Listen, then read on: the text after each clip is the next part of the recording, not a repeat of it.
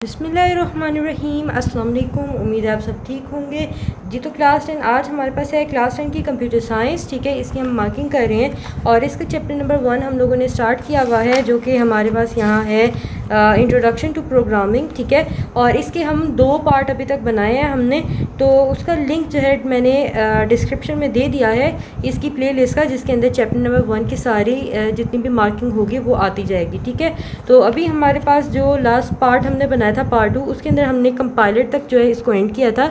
तो आज हम लोग आगे से स्टार्ट करते हैं, जो कि है यहाँ पे प्रोग्रामिंग बेसिक। ठीक है, प्रोग्रामिंग बेसिक हमारे पास इसके अंदर हमने क्या याद करना है, यहाँ पे हमारे पास सिंटैक्स की डेफिनेशन है।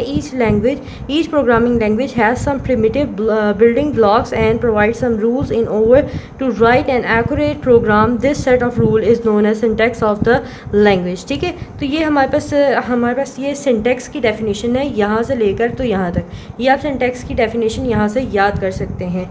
ठीक है, इसके अलावा नीचे सिंटैक्स एरर के बारे में भी बताया हुआ है कि यानी कि अगर हमारे पास अगर हम सिंटैक्स को हम लोग थोड़ा सा गलत लिख देते हैं, अगर हम प्रॉपर तरीके से जो वैल्यूज़ हम सिंटैक्स के मुताबिक पूरी नहीं करते, तो उसकी वजह से हमारे प्रोग्राम के अंदर जो एरर आता है उसको हम सिंटैक्स एरर कहते हैं।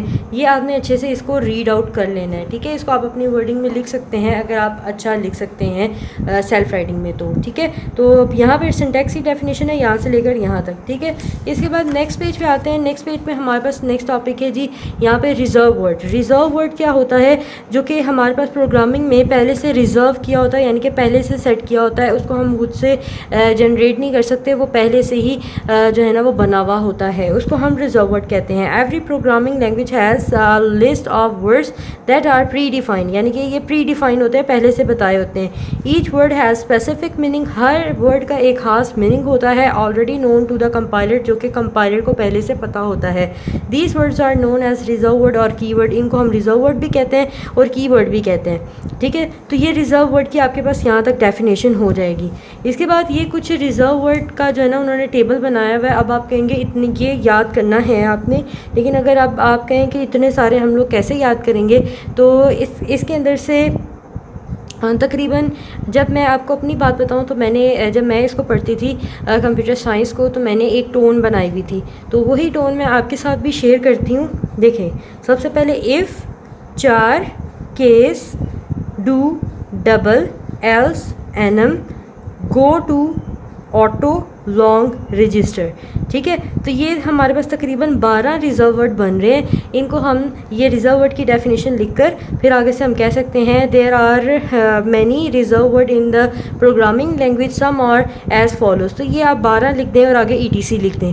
ठीक है, तो ये कुछ इस तरह से टोन जो है वो बनेगी। If, char, case, do, double, else, enum, goto, long, goto, auto, long, register. देखें, इतना ईजी हो जाएगा आपको याद करना, क्योंकि मैंने खुद इस तरह से याद किया, तो मैंने सोचा मैं भी आपके साथ भी ये जो तरीका है वो शेयर कर दूं। इसके अलावा आने तो आपको सारे चाहिए, लेकिन ये अगर आप शॉर्ट में कर रहे हैं तो शॉर्ट डेफिनेशन लिख लें और कुछ जो है ये आप टोन जो मैंने आपको बताई है इसको याद करके आप रिजर्व वर्ड लिख सकते हैं और आपका शॉर्ट जो है 2 नंबर के लिए कवर हो जाएगा। ठीक है, करने आपने याद सारे ही रखने हैं। ठीक है, इसके बाद हमारे पास आता है जी structure of the C program, यानी कि सी प्रोग्राम का स्ट्रक्चर कैसे होता है, हम सी जो प्रोग्राम होता है वो कैसे लिखते हैं।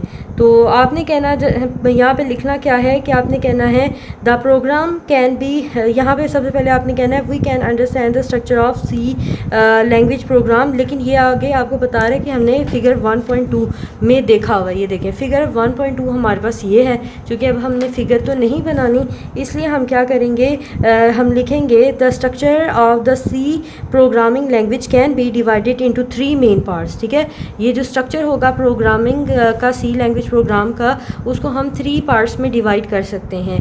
ठीक है, तो सबसे पहले आपने इनके नाम लिखने हैं, लिंक सेक्शन और हेडर सेक्शन। दूसरा नाम है इसका आपके पास मेन सेक्शन।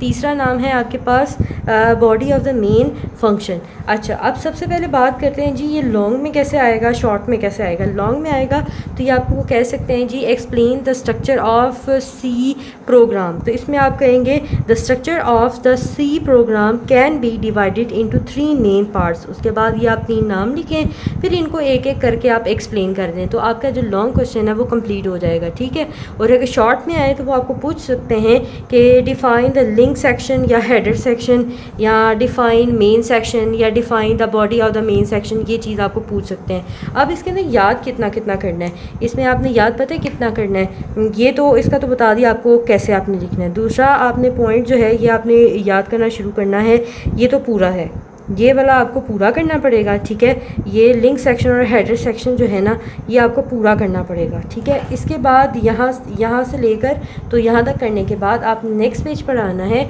और यहाँ पे लिखा हुआ है general structure of include statement is as follows, ये वाली लाइन, ठीक है। Here header section header file name can be the name of any header file, तो ये यहाँ तक आप लिख सकते हैं, ठीक है। फिर इसके बाद हमारे पास मेन सेक्शन आता है। मेन सेक्शन भी आपने यहाँ से लेकर ये 2 लाइनों का ये दोनों का दोनों लाइन आपने करना है। इसके बाद body of the main section है, इसको आप कर लें। The body of the main section is enclose in the curly brackets, all the statement inside these curly braces make the body of the main function. यहाँ तक आप इसको याद कर लेंगे तो ये इनफ होगा, ठीक हो गया। आई होप कि आपको अच्छे से समझ आ रही होगी। अब दरमियान में अगर आपको मैं ये बोलूँ कि अगर वीडियो अच्छी लग रही है तो वीडियो को लाइक लाजमी कर दिए, क्योंकि हमें पता चलेगा कि हमारी मेहनत जो है वो ज़ाया नहीं जा रही। और चैनल पर नए हैं तो लाजमी सब्सक्राइब कर दें, ठीक है। Thank you so much. इसके बाद हम लोग आते हैं जी, हमारे पास है purpose and syntax of comment in अस्सी प्रोग्राम। इसके अलावा ये जो आपको छोटे छोटे उन्होंने एक्टिविटीज़ दी हैं ना, इनको भी आपने अच्छे से स्टडी करना है और ये इंपॉर्टेंट नोट दिए हैं, इनको भी आपने पढ़ लेना है, क्योंकि यह हो सकता है यहाँ आपको MCQs टाइप क्वेश्चन में वो डाल दें, ठीक है। तो यहाँ पे हमारे पास जो नेक्स्ट डेफिनेशन है वो है कमेंट की। डिफाइन कमेंट, तो आपने कहना है comments are the statements in the program that are ignored by the compiler and do not get executed. Usually comments are written in the natural language, for example in English language, in order to provide the description of our code. यहाँ तक आपके पास comment की definition है 2 number के लिए। अब बच्चे कहेंगे ये यहाँ से लेकर यहाँ तक भी तो कंप्लीट हो जाती है, लेकिन ये देखें ये आपके पास 2 या 3 लाइन का जो है ना आंसर बनेगा, तो इसके आपको 2 नंबर कैसे मिल सकते हैं, ठीक है। आप खुद सोचें, ठीक है। तकरीबन आप 4 से 5 लाइन लिख देंगे तो अच्छी बात होगी और 2 नंबर आपके बन जाएंगे और कोई चांस ही नहीं बनता कि आपके मार्क्स कटें। इसके बाद जो नेक्स्ट टॉपिक है वो है पर्पस ऑफ राइटिंग कमेंट्स, यानी कि कमेंट्स को लिखने का क्या मकसद है।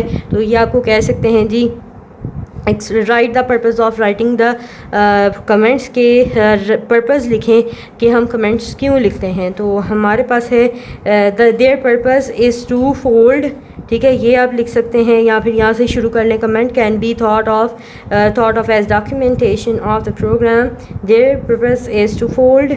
ये 2 आपके पास लाइनें हैं, ये आप याद कर लें अच्छे से, ठीक है। तो ये पर्पस आपका कंप्लीट हो जाएगा। इसके बाद ये लिखा हुआ है we do not want the statement to be executed because it may causes a syntax error as the statements are written in the natural languages, ठीक है। तो ये भी आप लाइन लिख लें, तो ये आपके पास पर्पस जो है ना 2 नंबर का कंप्लीट हो जाएगा। उसके बाद यहाँ पे आते हैं जी सिंटैक्स ऑफ राइटिंग कमेंट्स, यानी कि कमेंट्स को लिखने का क्या सिंटैक्स है, क्या तरीक़ाकार है। तो यहाँ पे आप देखें ये बहुत इजी है। In C language program there are 2 types of comment, यानी कि हमारे पास सी लैंग्वेज के अंदर पहले आपसे पूछ सकते हैं हमारे पास बताएं कमेंट्स को लिखने के कितने तरीके हैं। आपने कहना है 2 तरीके हैं। सबसे पहला तरीका ये है सिंगल लाइन कमेंट होता है, दूसरा है मल्टी लाइन कमेंट। अब सिंगल लाइन कमेंट क्या होता है, ये आपको डिफाइन सिंगल लाइन कमेंट ऐसे भी आ सकता है, डिफाइन मल्टी लाइन कमेंट भी आ सकता है, write the difference between single line comment and multi line comments, ये भी आपको आ सकता है। ये syntax of the writing program writing comment है, तो ये आप पूरा ही लिखेंगे। ये बहुत इजी है, बहुत ज़्यादा इजी है। Single line comment start with double line, ये डबल फॉरवर्ड स्लैश है। After anything after double slash on the same line is consider as a comment. For example this is a comment. ये अगर for example ये आपको बता रहे हैं कि जो सिंगल लाइन कमेंट होता है ये डबल फॉरवर्ड स्लैश से जो है ना वो बताया शुरू होता है। जैसे कोई भी चीज़ एनीथिंग आफ्टर, यानी कि कोई भी चीज़ अगर हम ये डबल स्लैश के बाद लगाते हैं on the same line line is consider as a comment, तो वो कमेंट जो है वो कंसीडर होगी। फॉर एग्जांपल जैसे ये इन्होंने आगे लिखा हुआ है डबल स्लैश लगा के दिस इज़ अ कमेंट, तो ये लाइन कंसीडर की जाएगी कि ये हमारे पास क्या है, कमेंट है। उसके बाद मल्टी लाइन कमेंट हमारे पास क्या होता है, मल्टी लाइन कमेंट हमारा स्टार्ट होता है एक लाइन फॉरवर्ड स्लैश और आगे स्टैरिक लगाते हैं एंड एट द स्टैरिक फिर स्लैश, ठीक है। पहले स्टार्ट कहाँ से होता है, स्लैश और स्टैरिक से, फिर इसके दरमियान में हमने जो भी लाइन लिखनी है वो, और फिर उसके बाद स्टार और स्टैरिक लगाते हैं और ये मल्टी लाइन कमेंट होगा, ठीक है। इसके बाद एनीथिंग बिटवीन जो भी हम इसके अंदर लिखेंगे कंसीडर अ कमेंट, ये कमेंट ही कंसीडर होगी इवन ऑन मल्टीपल लाइन। आप जितनी मर्जी लाइन में इसको बता सकते हैं। फॉर एग्जांपल जैसे उन्होंने आपको ये बताया है, जैसे ये यहाँ से शुरू हो रहा है, देखें इसको कितनी लाइंस लग रही हैं, 1 2 3 यहाँ तक, ये इसकी एग्जांपल भी है और ये आपके पास मल्टी लाइन कमेंट भी है। आई होप कि आपको बहुत अच्छे से समझ आई होगी। वीडियो अच्छी लगी है तो वीडियो को लाइक करें, अपने फ्रेंड्स के साथ भी शेयर करें। इंशाल्लाह नेक्स्ट वीडियो मैं बहुत जल्दी अपलोड कर दूँगी ताकि आपका टाइम वेस्ट ना हो, ठीक है। So keep learning, keep sharing, see you next video, take care and अल्लाह हाफिज़।